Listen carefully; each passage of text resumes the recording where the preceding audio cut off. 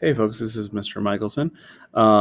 We are going to have some flex time here. I won't have a teacher seminar today since I'm not here, but if you have questions or anything, please feel free to email me. If you're working with a collaborative group, make sure that you are working with classmates and engaged in a common task. Otherwise, you should be working on your own, self-pacing your own learning. Here's what we'll be working on. One thing is a shift chart. This is something you can complete about a character, looking at how they change throughout the novel. You may want to wait to do this next time, or feel free to pick it up and maybe work on it for homework. But you might want to get this today. It's a shift chart. You can get it from the sub. You could work on that. You could also work on something called the iceberg metaphor. Find a place to do this. It could be in your writer's notebook or elsewhere. But what we mean by this is an iceberg has much below the surface, much more below the surface than on top of the water. So we want to use this as a metaphor to think about a character. Write visible characteristics above the surface of the water. What do characters show other characters in this book? And place hidden characteristics, things that characters don't reveal to one another, below the surface on your iceberg metaphor. You can check out these slides on your presentation for today. So if you need to look back at them, there they are. Another thing you could work on is a pencil metaphor. Pencil has two ends, one's for writing, one is for erasing.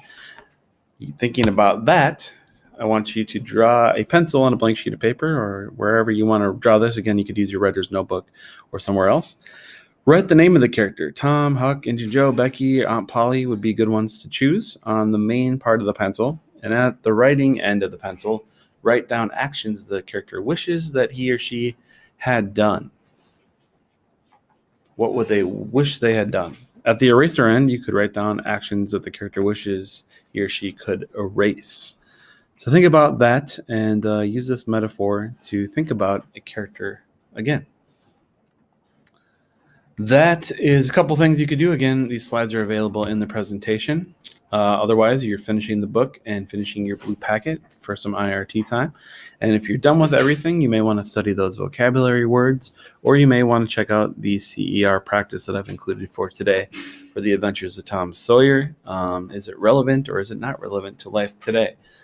Think about that. And we'll be getting more into our writing, our CER argument writing later on, once we're all done with the book. We'll have more time to work on all this next class, of course, but we'll also have some other things that we'll do as a full class. So don't expect flex time for the whole time next class. That's all I think I have to say. Remember, we will do a reflection at the end. So if you use the flex space, please come back with about 7 minutes or so left, and we'll have you have a chance to reflect on your learning for today. That's all I have to say. Thanks for listening. Get to work.